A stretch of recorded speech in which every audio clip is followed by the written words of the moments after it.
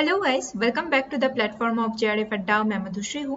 आपको थंबनेल देख के आइडिया लग गया है कि हम लोग आज जून 2023 का जो क्वेश्चन पेपर है वो डिस्कशन करने वाले हैं, है ना। तो आज मैं 20 क्वेश्चन सॉल्व कराऊंगी आपको, और टोटल ये वीक में आपको मैं टोटल 80 क्वेश्चन सॉल्व करा दूंगी, ठीक है।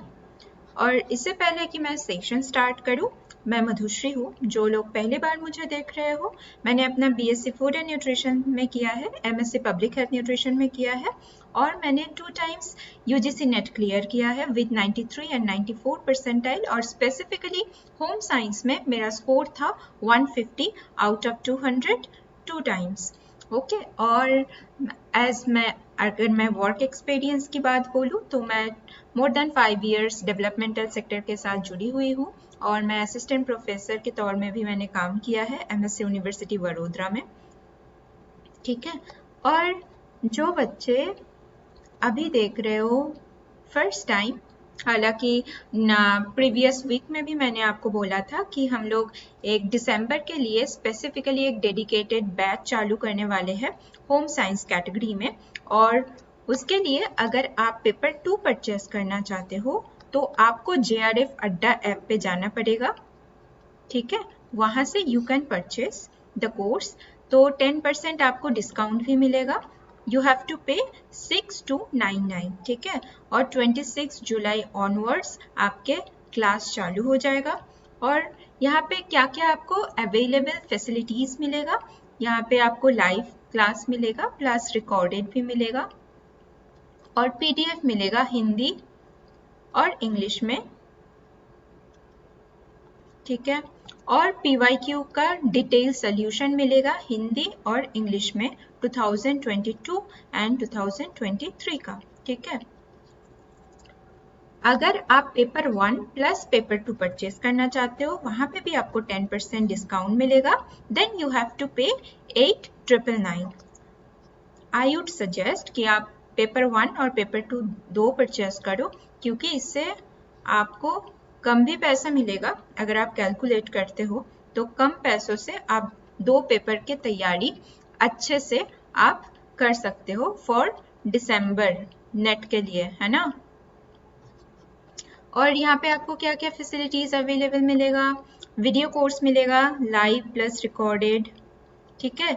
2022-2023 का पीवाईक्यू सोल्यूशन भी मिल जाएगा, और टेस्ट सीरीज मिलेगा आपको, ठीक है, फॉर पेपर 1, राइट।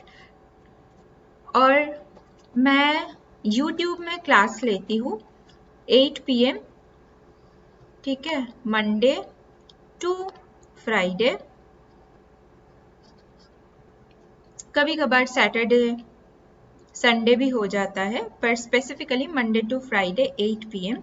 और paid session, if you join the paid session तो क्लास होगा Wednesday, Saturday and Sunday JRF Adda app पे 9 PM ऑनवर्ड्स, ठीक है। अब हम लोग चालू करते हैं कि इस बार के एग्जाम में क्या क्या क्वेश्चन पूछा गया था, कहाँ से स्पेसिफिक रिपीटेटिव वे में क्वेश्चन आया था, है ना। तो फर्स्ट क्वेश्चन जो है यहाँ पे देखिए क्या पूछा है, short live fashion is called style, fad, classic and chic, ठीक है। तो आंसर वुड बी फैड। तो आपको पता है जो शॉर्ट लिव फैशन है उसको फैड बोला जाता है। क्लासिक क्या है, जो बहुत दिनों से जो फैशन चल रहा है ना, उसको क्लासिक बोला जाता है। और चिक क्या है, ये एक फैशन स्टाइल है, ठीक है। सोफिस्टिकेटेड वे में ड्रेसअप करने की जो तरीका होता है उसको स्पेसिफिकली चिक बोला जाता है। Now second question is a waste disposal method where the solid organic waste are converted to the residue and the gaseous products through the combustion is called as incineration, increation, in-car creation and incubation. तो answer would be incineration, ठीक है। Now, in-car creation क्या है, in-car creation specific disposal waste management से related नहीं है। अगर कोई इंसान प्रिजन में रहता है, जेल में रहता है, तो उस टाइम को बोला जाता है इनकर्क्रिएशन, ठीक है। इंक्यूबेशन आपको पता है कोई प्रोसेस है उसका मैनेजमेंट का टोटल जो टाइम पीरियड होता है, लाइक डिजीज का इंक्यूबेशन पीरियड हम लोग जब बोलते हैं, मतलब एक डिजीज पूरे बॉडी में डेवलप होने में कितना टाइम लगता है। लाइक अगर मैं जनरली बात करूं, it will take around 14 to 15 days. वो 14 to 15 days period of time को बोलते हैं incubation, right. Now third question is which of the following is a natural protein fiber? Vicuana, sisal, aramid and anidex. तो answer would be Vicuana। अगर आप 2022 का paper solve किया already तो आपको देखने के लिए मिलेगा सेम क्वेश्चन आया था, पर सीसल से पूछा गया था, है ना, प्लांट फाइबर, पर जो ऑप्शन था वो सेम था, है ना। इस बार विक्वाना से पूछा गया है। चलिए देख लेते हैं कि क्या है। एनिडेक्स क्या है? Anidex is a electromagnetic synthetic fibres, it is made from an artificial linear polymer. Aramid क्या है?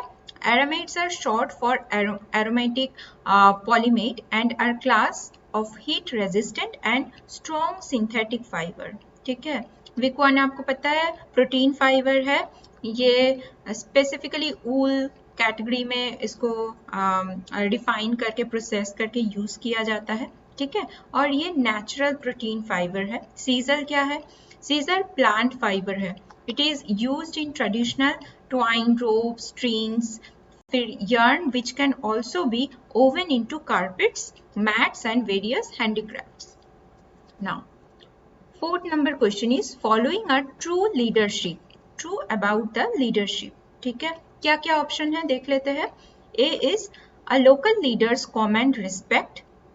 B is an average farmer seeks advice from the local leader.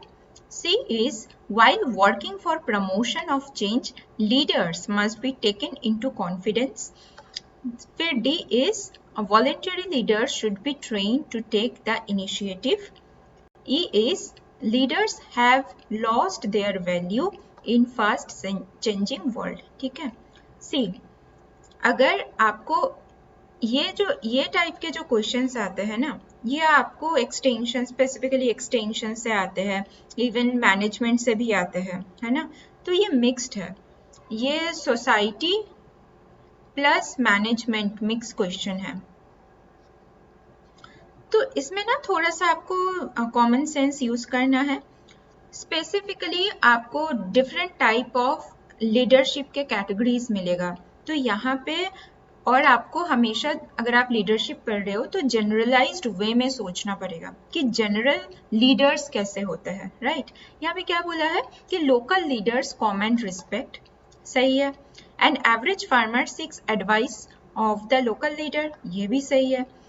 And while working for promotion of change, leader must taken into the confidence. फिर voluntary leader should be train to take initiative. See, A B C and D positive aspect में बोला गया है। Leadership itself हम लोग को क्या provide करता है? पॉजिटिविटी, है ना, कॉन्फिडेंस, है ना, ये सारे सब कुछ बिल्ड करने में हेल्प करते हैं, है ना। Inner self confidence, positivity, positive outcome and all, है ना। तो सारे जो ABCD ऑप्शन है ये पॉजिटिव है एक्सेप्ट फॉर द E। अगर आप थोड़ा सा कॉमन सेंस अप्लाई करके भी क्वेश्चन का ऑप्शन चूज करोगे तो भी आपका क्वेश्चन सही हो जाएगा। ई में नेगेटिव एस्पेक्ट में बोला है, कोई भी लीडर कभी भी नेगेटिव एस्पेक्ट में ग्रुप को नहीं लीड करेगा, राइट। तो ये देन आप ई इसको एलिमिनेट कर सकते हो यहाँ से। तो correct option would be A, B, C and D, right. Now यहाँ पे हिंदी में है, देख लीजिएगा। Fifth number question is the sequential step of calculation of F.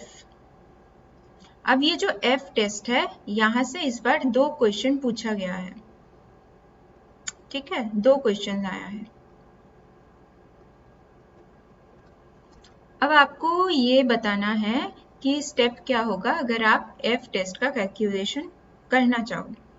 अगर आपको प्रोसेस भी पता नहीं है, फिर भी अगर आप थोड़ा सा बेसिक आइडिया है कि कैसे एनालिसिस किया जाता है, कैसे एक्सेल शीट में डेटा को एंटर किया जाता है, तो भी आप उसका ये जो आंसर मतलब क्वेश्चन है इसका आंसर आप दे पाओगे, है ना। देखिए पहले क्या बोला है, square each row total, arrange the raw data in tabular form, calculate raw totals and column totals, compute mean values for column, and last one is square each raw score and calculate square column totals and grand totals। ठीक है, अब देखो पहले आपको data अगर आप sequence में arrange करना चाहते हो तो क्या करना पड़ता है। First one is arrange the raw data in the tabular form, second one is calculate row total and column totals. अगर आपने एक्सेल शीट ओपन किया है माइक्रोसॉफ्ट एक्सेल, ठीक है, ऐसे आपको मिलेगा शीट। जिन्होंने नहीं किया है अभी तक जाके ओपन करो और देखो कैसे एक्सेल शीट दिखता है। स्टैटिस्टिकल एनालिसिस एक्सेल शीट से भी किया जा सकता है, सॉफ्टवेयर अगर आप यूज नहीं करना चाहते हो तो, ठीक है। तो ये ऐसे जो फॉर्म हो रहा है लाइन, ठीक है, इसको बोलते हैं रो और इसको बोलते हैं कॉलम, ठीक है। तो यहाँ पे क्या बोला है, कैलकुलेट द रो टोटल। आपने टेब्यूलर फॉर्म में डेटा एंटर कर दिया, ठीक है, उसके बाद कैलकुलेट द रो टोटल, ठीक है, फिर कॉलम टोटल, ठीक है, उसके बाद क्या करना है, स्क्वायर ईच रो टोटल, इस रो टोटल को स्क्वायर करना है, ठीक है। उसके बाद क्या करना है, compute mean values for column totals. ये कॉलम टोटल्स का जितना भी मीन वैल्यू होगा, ठीक है, उसको यहाँ पे कंप्यूट करना है, ठीक है। एट लास्ट क्या होगा, square each row score and calculate squared column total and grand totals, ठीक है। तो ये देख के फर्स्ट अगर आप फर्स्ट ऑप्शन मतलब देखते हो, है ना, कोडिंग के first option CBANE, common sense से भी आप इसका आंसर कर सकते हो कि पहले आपको जो डेटा है उसको टेब्यूलर फॉर्म में सजाना है, उसके बाद ही आप पूरे जो प्रोसेस है एनालिसिस का उसका चालू कर सकते हो। तो यहाँ पे देखो according to option B first है ना, ऐसे भी आप चूज कर सकते हो। थोड़ा सा जब भी आप क्वेश्चन सॉल्व कर रहे हो, मैंने पहले भी बोला है, थोड़ा सा दिमाग शांत रखना है।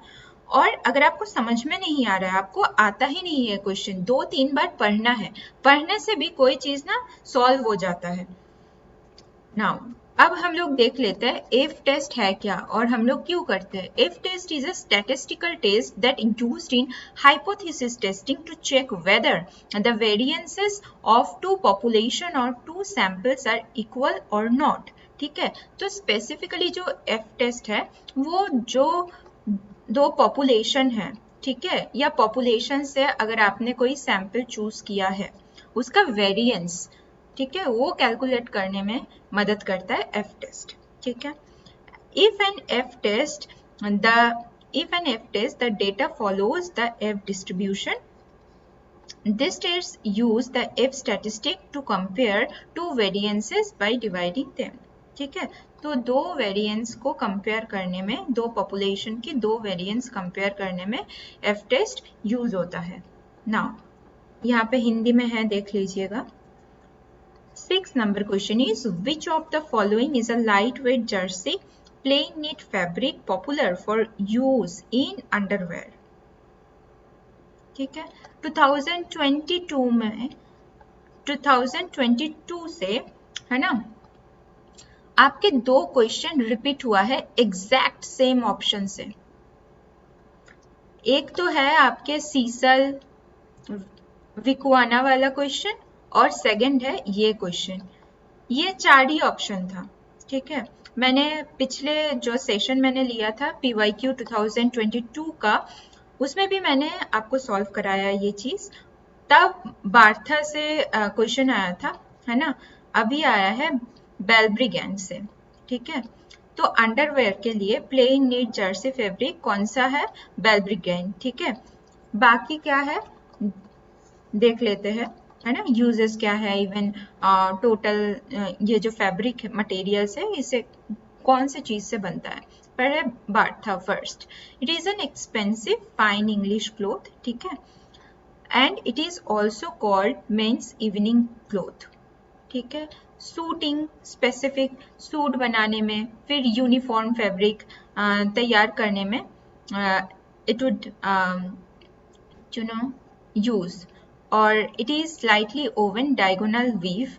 तो ये जो फैब्रिक है इसमें डायगोनल वीव पैटर्न यूज होता है। ठीक है, बैल्ब्रिकन क्या है, it is typically hosiery fabric. ठीक है, cotton cloth predominantly use in men's underwear. Now, Bengaline क्या है? Bengaline is a fabric crosswise reap made from the textile fibers such as rayon, nylon, cotton and wool. ठीक है, अब किस में use होता है? Clothing dresses like gowns, wedding gowns, coats and pant. Home furnishing में curtains, table cover, bedsheet. ठीक है, bark cloth.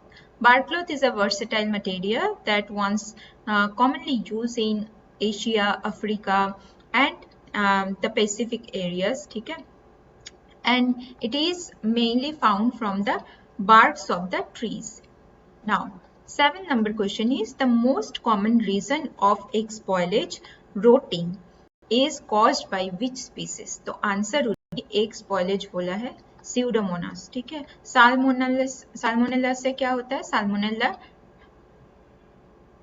एक स्पीसीज है साल्मोनेला टाइफी। ठीक है, तो उससे क्या होता है? टाइफॉइड होता है। क्लोस्ट्रीडियम बोटुलिनम स्पीसीज है।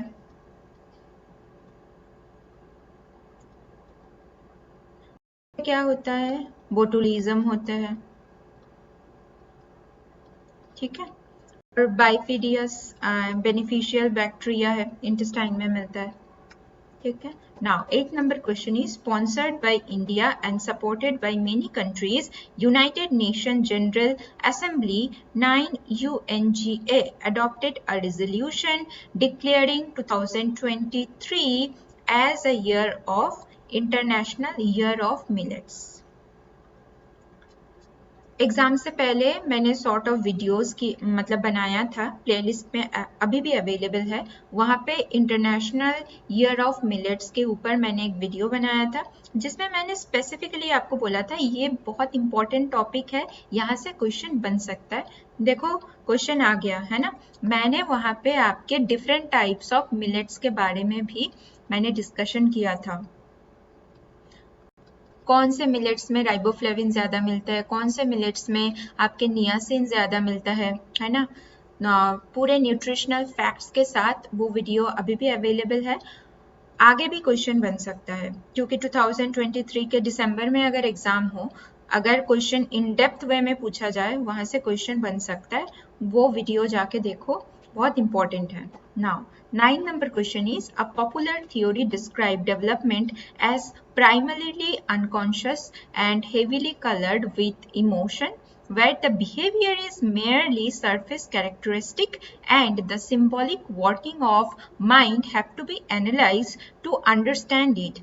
Early experience with the parents is also emphasized. This theory is called as psychoanalytic theory.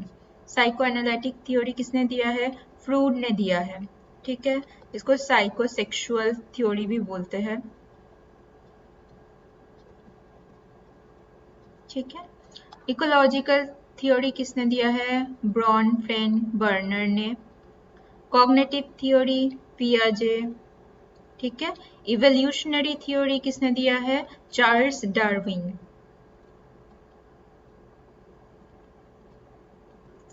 अगर आप अभी प्रिपेयर कर रहे हो फर्स्ट टाइम यूजीसी नेट के लिए, I would suggest start from PYQ. इसलिए मैं पीवाईक्यू लेके आ रही हूँ यूट्यूब में, कि आपको एक आइडिया लग जाए, है ना, कि कहाँ से क्वेश्चन बन रहा है। ये जो आपको ऑप्शन दिख रहा है ना, ये इवोल्यूशनरी थ्योरी, मैंने जब एग्जाम दिया था नेट का, तब से ये आ रहा है, डिफरेंट पैटर्न में आ रहा है।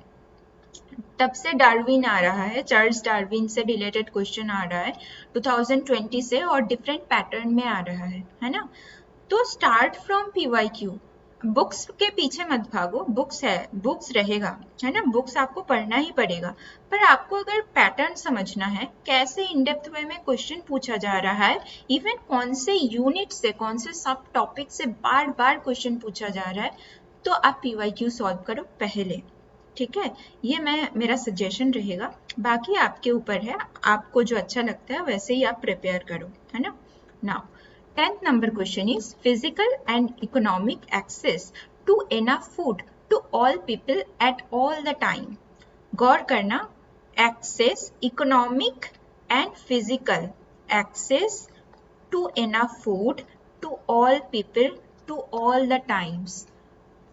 ये जो प्रोसेस है, जो पैटर्न है, इसको क्या बोलते हैं, यही आपको पूछा गया है। 4 ऑप्शन है, food safety, food processing, food production, food security. तो answer would be food security.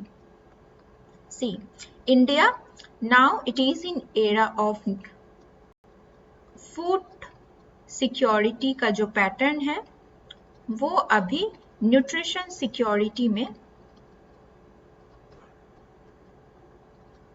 Change हो गया है। अभी अगर फूड सिक्योरिटी से क्वेश्चन आ रहा है तो आपको फूड सिक्योरिटी के ऊपर अच्छे से पढ़ना पड़ेगा। फूड सिक्योरिटी क्या है और क्यों अब हम लोग फूड सिक्योरिटी के ऊपर एम्फेसाइज कर रहे हैं, उसके साथ साथ आपको न्यूट्रिशन सिक्योरिटी भी पढ़ के जाना है आगे के एग्जाम में। क्यों न्यूट्रिशन सिक्योरिटी हम लोग कब बोलते हैं, आपको पता है double burden of mall nutrition, मैंने इसके ऊपर भी वीडियो बनाया है, प्लेलिस्ट में अवेलेबल है, जाके देखो। Double burden of malnutrition, the era is shifted into the triple burden of malnutrition. Double burden of malnutrition मतलब क्या है, under nutrition and over nutrition. Triple burden of malnutrition हम जब बोलते हैं हिडन हंगर के बाद बोलते हैं, है ना, माइक्रो न्यूट्रिएंट डेफिशिएंसी। अब न्यूट्रिशन सिक्योरिटी आया है इसलिए to eliminate the micro nutrient deficiency, nutrition के ऊपर हम लोग एम्फेसाइज कर रहे हैं, राइट। तो फूड सिक्योरिटी के कुछ पिलर्स है, वो आपको जानना है, आगे के एग्जाम के लिए बहुत इंपॉर्टेंट है। क्या क्या पिलर है, हम लोग टोटल 4 जो प्राइम पिलर है उसके ऊपर बात करते हैं, but there are several pillar. जो 5 प्राइम पिलर्स है वो क्या है, availability, accessibility, affordability, utilization and stability. इसका मतलब क्या है, अगर आप रिसर्च कर रहे हो मान लो और एक पॉपुलेशन में या अगर आप एक स्टेट में उसका फूड सिक्योरिटी है ना एसेस करना चाहते हो कि फूड सिक्योरिटी का स्टेटस क्या है, तो आपको क्या करना पड़ेगा, FAO का, फूड एग्रीकल्चरल ऑर्गेनाइजेशन का कुछ पैरामीटर्स है, उसके बेसिस पे उसके आधारित कुछ टूल्स है, वो क्वेश्चनियर बना के आपको आप एसेस कर रहे हो, ठीक है, कि फूड सिक्योरिटी पैरामीटर्स ये है और स्टेटस क्या है। पर आप जो पिलर्स के हम बात कर रहे हैं, अवेलेबिलिटी, अवेलेबिलिटी मतलब क्या है, अवेलेबिलिटी मतलब है अगर आप किसी फूड का बात कर रहे हो, मान लो राइस, तो एक स्टेट में राइस का अवेलेबिलिटी क्या है, और अगर आप रिसर्च कर रहे हो तो मान लो आप एक कम्युनिटी आपने चूज किया कि इस कम्युनिटी में सबसे ज़्यादा पब्लिक हेल्थ इश्यूज है और इस कम्युनिटी में राइस का, मान लो फोर्टिफाइड राइस का कंजम्पशन का पैटर्न क्या है, तो इसके लिए आपको पहले क्या देखना पड़ेगा, फोर्टिफाइड राइस कितना अवेलेबल है, ठीक है। उसके बाद एक्सेसिबिलिटी, एक्सेसिबिलिटी मतलब वो फोर्टिफाइड राइस एक्सेस कर पा रहे हैं या नहीं वो कम्युनिटी, ठीक है। क्यों एक्सेस नहीं कर पाते हैं, मान लो वो कम्युनिटी जो शहर है, शहर से बहुत दूर रहते हैं, ट्रांसपोर्टेशन प्रॉब्लम है इसलिए एक्सेस नहीं कर पा रहे, उनको जानकारी नहीं है, अवेयरनेस नहीं है, नॉलेज नहीं है, इसलिए भी एक्सेस नहीं कर पा रहे। ये सारे बैरियर्स होते हैं, कॉमन बैरियर्स, ठीक है। अफोर्डेबिलिटी, वो इतना गरीब है, वो मान लो फोर्टिफाइड राइस खरीदना है उनको, ठीक है, तो वो अफोर्ड ही नहीं कर पा रहे, इतना उनका सोशियो इकोनॉमिक स्टेटस पोर है, राइट। फिर यूटिलाइजेशन, अगर वो 3 पैरामीटर में स्टेबल नहीं है तो उनके खाने के प्लेट में कैसे जाएगा, यूटिलाइजेशन का मतलब है खाना मतलब प्लेट से आपके अंदर जा रहा है या नहीं, ठीक है। अगर ये 4 पैरामीटर ठीक नहीं है तो स्टेबिलिटी कहाँ से आएगा? स्टेबिलिटी पॉसिबल है? नहीं पॉसिबल होगा। तो स्टेबिलिटी मतलब हम लोग बोलते हैं सस्टेनेबिलिटी, राइट। तो ये टोटल 5 पिलर्स है। 5 पिलर बहुत इंपॉर्टेंट है, इससे इन डेप्थ वे में भी आगे क्वेश्चन पूछा जा सकता है या न्यूट्रिशन सिक्योरिटी से पूछा जा सकता है। आई वुड सजेस्ट बहुत सारे रिपोर्ट्स है फूड सिक्योरिटी के ऊपर, न्यूट्रिशन सिक्योरिटी के ऊपर, थोड़ा सा आप देखते हुए जाना, है ना, आगे के एग्जाम के लिए। नाउ यहाँ पे क्या पूछा है 11 number question, car varies are form of silver service, plate service, cafeteria and buffet service. तो answer would be buffet service, ठीक है। ये फूड सर्विस मैनेजमेंट से आपके क्वेश्चन पूछा गया है। तो आपको यहाँ से जो इम्पोर्टेंट बनता है हमेशा, different type of cooking methods, यहाँ से क्वेश्चन बनता है। फूड स्पॉइलेज, जैसे आपको स्यूडोमोनास वाला क्वेश्चन मिल गया, फूड स्पॉइलेज माइक्रो ऑर्गेनिज्म से क्वेश्चन मिलता है ना। फूड साइंस का वो पार्ट है, पर लिंक्ड क्वेश्चन रहता है हमेशा, एक यूनिट से दूसरा यूनिट कनेक्टेड हमेशा क्वेश्चन बनता है। नाउ और डिफरेंट टाइप ऑफ सर्विसेज, है ना, यहाँ से भी क्वेश्चन बनता है, like Buffett, silver, English, plate, cafeteria and all. Now अब 12 नंबर क्वेश्चन में क्या पूछा गया है, डिसीजन मेकिंग प्रोसेस को आपको सीक्वेंस में लगाना है। 2015 ऑनवर्ड्स ये क्वेश्चन डिफरेंट वे में पूछा जा रहा है, डिसीजन मेकिंग प्रोसेस, ठीक है। अब क्या है, अब देखो आपको क्या बोला है, first is weigh the alternatives, second is accept the responsibility of decision making, choose the best alternative, list the alternative, understand the problem। तो फर्स्ट क्या होगा, अंडरस्टैंड द प्रॉब्लम। पहले अगर आपको पता ही नहीं है कि प्रॉब्लम क्या है तो आप कैसे डिसीजन तक पहुंचोगे। पहले तो आपको प्रॉब्लम, पहले गैप आइडेंटिफाई करना है, बॉटलनेक्स ढूंढना है कि प्रॉब्लम क्या है, इशू क्या है ना। फिर क्या करना है, लिस्ट द ऑल्टरनेटिव। आपको इस अगर प्रॉब्लम चूज कर लिया, उसका ऑल्टरनेटिव वे ढूंढना है कि ये डिफरेंट ऑल्टरनेटिव्स है, अगर हम इस पाथ में जाए, इसको चूज करें तो हमारा डिसीजन सही से बैठ सकता है, ठीक है। फिर वे द ऑल्टरनेटिव, कितना स्टेबल है हर ऑल्टरनेटिव, है ना, कितना रिलायबल है, कितना कंसिस्टेंट है ऑल्टरनेटिव का, वो आपको देखना पड़ेगा। फिर क्या देखना पड़ेगा, चूज द बेस्ट ऑल्टरनेटिव। बहुत सारे आपको ऑप्शन ऑल्टरनेटिव्स मिला है, जो सबसे बेस्ट है वो चूज करना पड़ेगा, राइट। और लास्ट में क्या, accept the responsibility of decision making. तो लास्ट डिसीजन मेकिंग के लिए जो भी प्रोसेस है, जो प्रोसीडियर है, उसको एक्सेप्ट करना पड़ेगा, उस रिस्पॉन्सिबिलिटी को, राइट।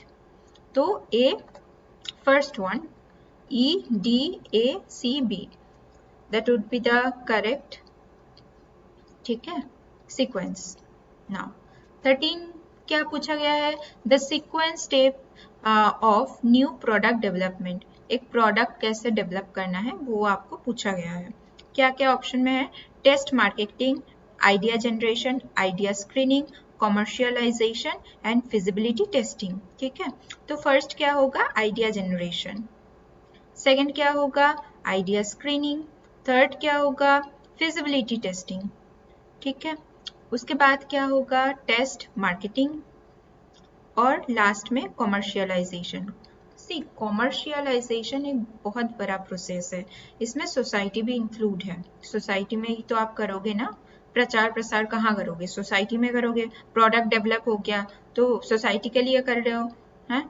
तो फर्स्ट आपको क्या करना है, आइडिया जनरेट करना है कि मैं कौन सा प्रोडक्ट डेवलप करूंगी। फिर आपके जो आइडिया है उसको स्क्रीन करना पड़ेगा कि उसका सस्टेनेबिलिटी क्या है, बेनिफिट्स क्या है, हम कौन से टारगेट ग्रुप में वो अप्लाई कर रहे हैं। उसके बाद फिजिबिलिटी टेस्टिंग करना पड़ेगा, आपने जो सोचा है वो कितना फिजिबल है, वो आप कितना पॉसिबल वे में आप कर सकते हो, है ना।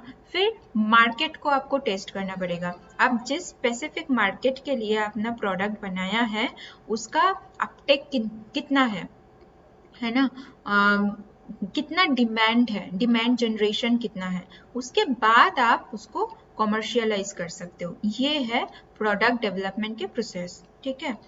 तो हर ये जो प्रोसेस है ना, इसमें आप डरो मत। अगर आप फर्स्ट टाइम पढ़ रहे हो, थोड़ा सा कॉमन सेंस से पढ़ो। हर चीज ना, ये जो नेट का है ना एग्जाम, अब हर चीज पढ़ के तो आप जा सकते हो, पर आएगा नहीं क्वेश्चन। थोड़ा सा अगर आप बेसिक सेंस यूज करोगे तो उससे भी आपका आंसर बन जाएगा, है ना। नाउ 14 में क्या पूछा है? women entrepreneurship platform was launched by National Small Industries Corporation, Ministry of Finance, Ministry of Commerce and NITI Aayog. तो answer would B NITI Aayog. NITI Aayog से बार बार डिफरेंट वे में आपको क्वेश्चन पूछा जा रहा है, तो नीति आयोग आपको आगे के एग्जाम के लिए भी पढ़ के जाना है। नीति आयोग के वेबसाइट में जाओ और उसका जो फंक्शंस है, उसका जो रिपोर्ट्स है, नीति आयोग के रिपोर्ट्स न्यूट्रिशन के ऊपर है, फिनेंस के ऊपर है, इकोनॉमिक्स, हर कुछ मत पढ़ो, पर उसका जिस्ट पढ़ लो, है ना। रिपोर्ट में क्या है, उसका फर्स्ट पेज में जिस्ट आता है, वो पढ़ लो कि क्यों, कौन से क्यों किया जा रहा है, कौन से सस्टेनेबल गोल्स उसमें इंक्लूडेड है ना। आगे के लिए उसका मतलब सोच क्या है, आउटकम क्या है, ये सब पढ़ के जाओ, थोड़ा सा आइडिया। फ्री टाइम जब बैठे रहते हो ये सब करो, है ना, रिपोर्ट्स पढ़ो। तो नीति आयोग नीति आयोग ने क्या किया था, तो प्लानिंग कमीशन का रिप्लेसमेंट है NITI Aayog, right. NITI Aayog think tank है, तो नीति आयोग ने ये वुमेन एंटरप्रेन्योरशिप प्लेटफॉर्म लॉन्च किया है। Now 15 number question is the direct method of assessment of nutritional status include clinical science, biochemical test, anthropometry, mortality rates and food production। ठीक है, ये आपके पब्लिक हेल्थ न्यूट्रिशन से क्वेश्चन है। तो आपको बोला है कि डायरेक्ट मेथड क्या है न्यूट्रिशनल असेसमेंट की, ठीक है। तो answer would be clinical sign, फिर biochemical test and anthropometry. Mortality rate नहीं है, ये तो हम असेसमेंट करते हैं, पर ये डायरेक्ट न्यूट्रिशनल असेसमेंट नहीं है, ठीक है। फिर food production, food production food security के पार्ट है, ठीक है, ये न्यूट्रिशनल असेसमेंट की पार्ट नहीं है, ठीक है। ये एक पैरामीटर है न्यूट्रिशनल असेसमेंट की, ठीक है, कि फूड प्रोडक्शन कितना था, उसके बाद यूटिलाइजेशन कितना हुआ, उसके बाद इंसान के या पॉपुलेशन के न्यूट्रिशनल स्टेटस के ऊपर क्या इफेक्ट पड़ा है। हम लोग बोलते हैं ABCD, जो डायरेक्ट न्यूट्रिशनल स्टेटस असेसमेंट का प्रोसेस है, उसको हम लोग बोलते हैं ABCD। A मतलब एंथ्रोपोमेट्री, B मतलब biochemical, C for clinical and D for dietary. Dietary अभी आया नहीं है, पर नेक्स्ट एग्जाम में आ सकते हैं। तो अच्छे से ये पब्लिक हेल्थ न्यूट्रिशन से है, वो टॉपिक पढ़ के जाओ कि न्यूट्रिशनल स्टेटस असेसमेंट क्या है, क्यों करते हैं, क्लिनिकल में हम लोग क्या क्या साइन एंड सिम्टम्स देखते हैं। क्लिनिकल में स्पेसिफिकली हम लोग मॉर्बिडिटी प्रोफाइल चेक करते हैं, है ना, not mortality. Now, 16th is durable press finishing baths include the following chemicals. A is cross-linking resin, B is catalyst, C is softening agent, D is wetting agent and E is optical brighters. तो answer would be A, B, C and D. Optical brighters नहीं है, cross-linking agent है, catalyst है, softening agent है and wetting agent है। अब durable press है क्या? ड्यूरेबल प्रेस और easy care finishing is almost always used for cotton fabrics और textile with high content of cellulose fibre. तो ड्यूरेबल प्रेस जो है ये स्पेसिफिकली जो सेलुलोजिक फाइबर है उसके लिए, उसके ऊपर यूज होता है। क्यों यूज होता है? It provides resistance against shrinkage and improve the wet and dry wrinkle recovery of cellulose textile। तो जो shrinkage है उसके लिए रेजिस्टेंट प्रोवाइड करते हैं और रिंकल जो प्रॉपर्टीज है उसको एलिमिनेट करने के लिए ड्यूरेबल प्रेस यूज होता है, एक फिनिशिंग प्रोसेस है या टेक्निक है, right. Now 17 number question is Gardner's 8 frames of mind. ठीक है, यहाँ पे गार्डनर के मल्टीपल इंटेलिजेंस थ्योरी के ऊपर आपको पूछा गया है। क्या बोला है कि उसमें जो टोटल 8 सॉर्ट ऑफ फ्रेम्स है उनमें से कौन सा फ्रेम इंक्लूडेड है, right. Now A is verbal, mathematical and interpersonal. B is bodily, kinesthetic, musical. C is intrapersonal, naturalistic, spatial. D is synapse, nutrition management. E is non-verbal and sensory. ये तो आपको देख के ही पता लग रहा है साइनेप्स न्यूट्रिशन मैनेजमेंट है नहीं। 3 डिफरेंट डायरेक्शन में आपको क्वेश्चन पूछा गया है ना। तो ये डी आप एलिमिनेट अगर करोगे आपका आंसर निकल के आएगा A, B and C. Verbal, mathematical and interpersonal. B is bodily, kinesthetic, musical. C is intrapersonal, naturalistic and spatial. Now यहाँ पे टोटल 8 जो डिफरेंट पैटर्न ऑफ माइंड है, लाइक bodily kinesthetic मतलब बॉडी स्मार्ट, इंटरपर्सनल मतलब people smart, फिर verbal linguistic मतलब word smart, logical mathematical मतलब logic smart, naturalistic मतलब नेचर स्मार्ट, इंट्रापर्सनल मतलब सेल्फ स्मार्ट, विजुअल स्पेशियल मतलब पिक्चर स्मार्ट एंड म्यूजिकल मतलब म्यूजिक स्मार्ट। ठीक है। Now, 18 number question is, some of the barriers to community participation can be physical limits, language, time, wealth and literacy. अब देखो, अगर आपको ये क्वेश्चन आता भी नहीं है, जो आपको ऑप्शन मिलता है ना, उसमें हमेशा सिमिलरिटीज और डिससिमिलरिटीज निकालने की कोशिश करना है आपको, अगर आपको नहीं आता है वो क्वेश्चन। अब इसमें सिमिलरिटीज क्या है? Physical limits. आपको क्या पूछा है? बैरियर्स पूछा है, मतलब आपको इसमें नेगेटिव वे में आपको क्वेश्चन पूछा है, तो फिजिकल लिमिट्स ऑब्वियसली ये इंक्लूडेड होगा। तो ये देखो सारे ऑप्शन में कॉमन है, राइट। फिर लैंग्वेज का बैरियर तो ऑब्वियसली होता है, आपने पेपर 1 में भी पढ़ा है, पेपर 2 में भी कम्युनिकेशन है, ये भी कॉमन है ना। तो ये 3 ऑप्शन में नहीं है, तो ये एलिमिनेट हो जाएगा, राइट। फिर टाइम, ऑब्वियसली टाइम का बैरियर हो सकता है कम्युनिटी पार्टिसिपेशन में। मैं कम्युनिटी को अवेयरनेस जनरेशन करने के लिए, स्पेसिफिकली न्यूट्रिशन कंपोनेंट में अवेयरनेस जनरेशन करने के लिए एक आपके जो मतलब कम्युनिटी के एंगेजमेंट के लिए मैंने एक मीटिंग बुलाया है, ठीक है। अब मान लो उस मीटिंग में बहुत सारे फ्रंटलाइन वर्कर भी है, आशा है, आंगनवाड़ी वर्कर है, फिर पंचायत के मेंबर्स है ना। अब जो है किसके लिए मैंने बुलाया है? जितने भी प्रेग्नेंट वेमेन है, लैक्टेटिंग वेमेन है, उनके जो खान पान related, nutrition related awareness generation है, डाइटरी डाइवर्सिटी, उसके ऊपर मुझे बोलना है। अब मान लो ये जो प्रेग्नेंट वेमेन है और लैक्टेटिंग वेमेन है, ठीक है, इन लोग के टाइम के हिसाब से हम लोग अरेंज करेंगे। स्पेसिफिकली हम लोग पहले देखेंगे जो कम्युनिटी लीडर्स है ना, जो पंचायत मेंबर्स है, उनके टाइम से ये प्रेग्नेंट और लैक्टेटिंग वेमेन का टाइम मिल रहा है या नहीं, है ना।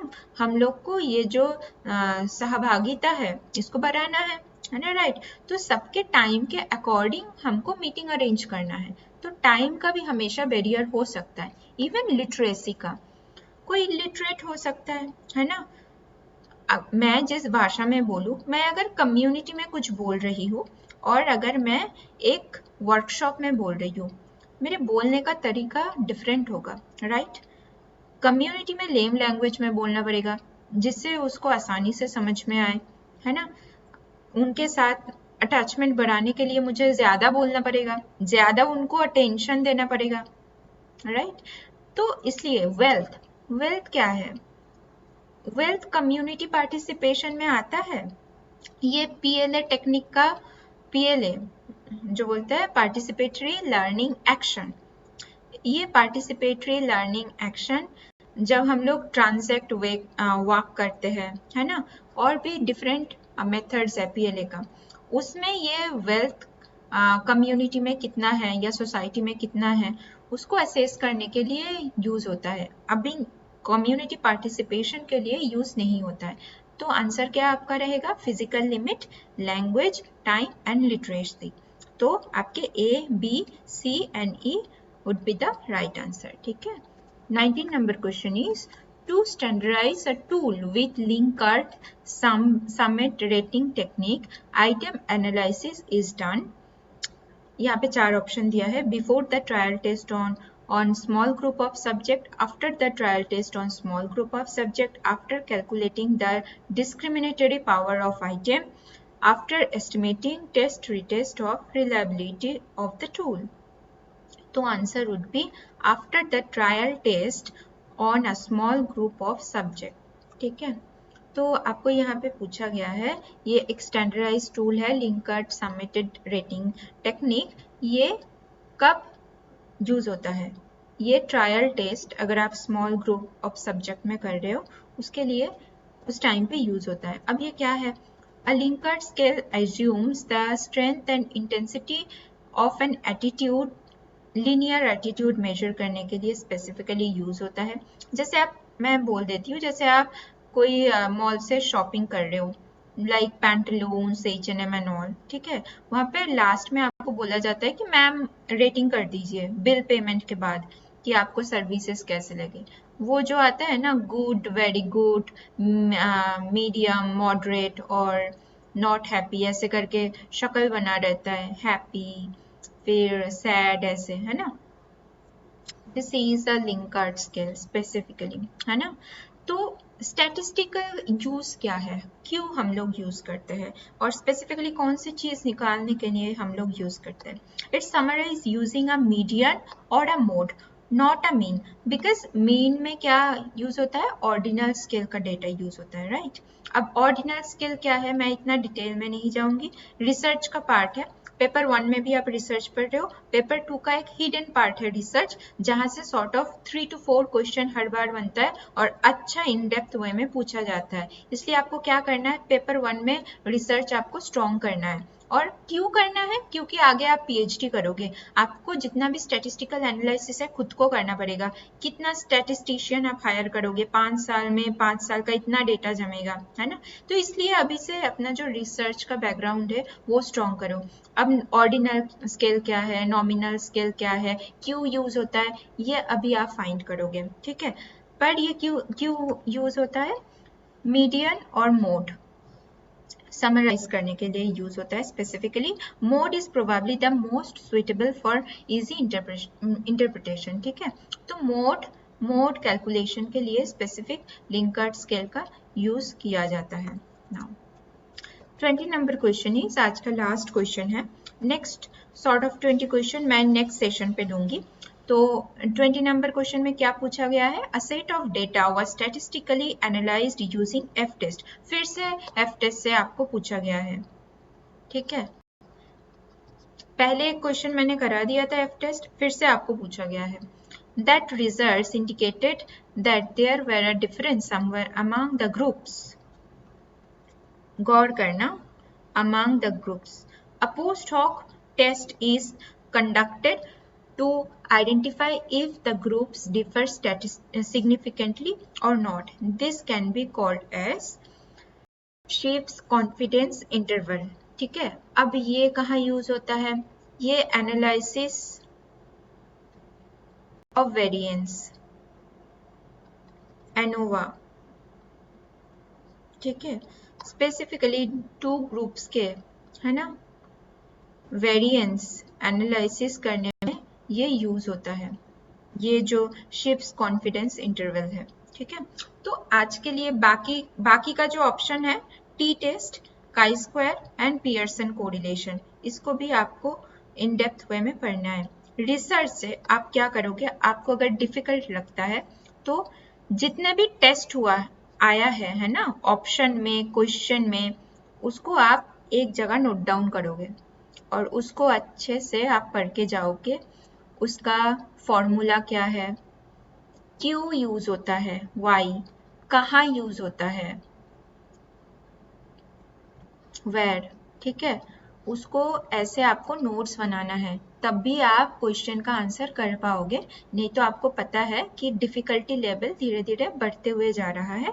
स्पेसिफिकली कुछ यूनिट से, जैसे रिसर्च से सब लोग डरते हैं कि रिसर्च, अरे बाप रे क्या क्वेश्चन आ जाएगा, है ना.